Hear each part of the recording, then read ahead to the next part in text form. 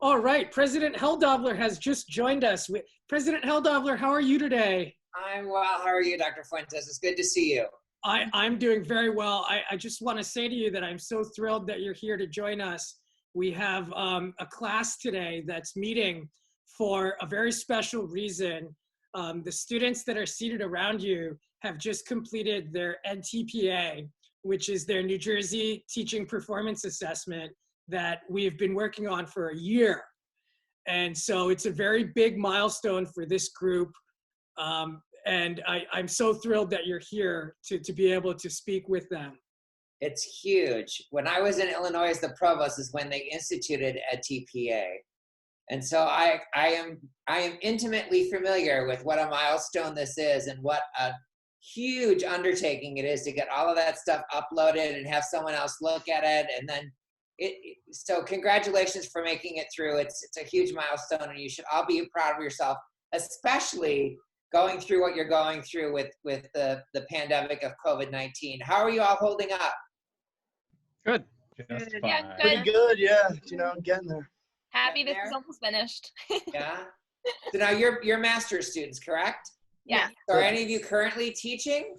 Yes. Yes. Yeah. Some of us are, yeah. So how are you managing that? You're trying to do your job remotely, I guess in some ways, and then you're trying to do this remotely, and then family circumstances have changed. So wow, you guys are really, really stepping up in huge ways. That's pretty amazing. Thank you. Thank you. So given the pandemic, how do you think it's going to change teaching? I think there'll be more technology resources available for parents online, and parents will be more expected to be able to navigate those platforms like Google Classroom.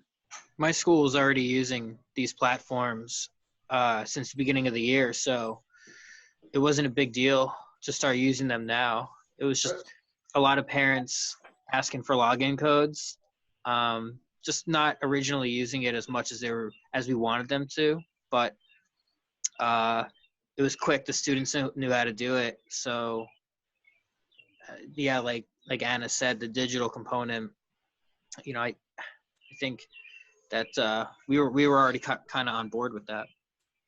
Nice devil's hat there. Where do you teach? Thank you. Patterson Arts and Science. Good. Yeah, no, like they were all saying, if there was any holdouts to using technology before this whole hit in some certain schools, like it certainly isn't anymore. Everybody's going to be using it now going forward. Well, I was a dean of liberal arts when online education first started coming out. And I thought because I was a dean of liberal arts and my PhD was in theater, I had to be morally opposed to online learning. And I was driving home one day from work and I kept thinking, why am I opposed to it when I've never even done it, right? And so I actually as a dean, I developed a course in theater literature and found out, there were some amazing things that you could do online that you just couldn't do in the classroom and vice versa. But for me, I think as you become a seasoned teacher or educator, you can diagnose a class much quicker and face-to-face than you can online, meaning, are they linear learners? Are they abstract learners? Are they applied learners? All the learning modalities. I think you can do that much easier in a face-to-face setting as opposed to online, because online you almost have to figure out, okay, this exercise is going to be an abstract thinking exercise. This is going to be, an applied learning. And so it takes a little bit more in terms of design as opposed to going in and sort of doing the interpersonal and sort of figuring out, where your students are. And as we know, each class is different, right? Mm-hmm. But I just wanted to stop by for a few minutes and say, I know this has been a hard semester. I think it's been especially hard for, educators in particular. You have enough legislation and regulation and standardized tests and everything that, let alone, dealing with COVID-19.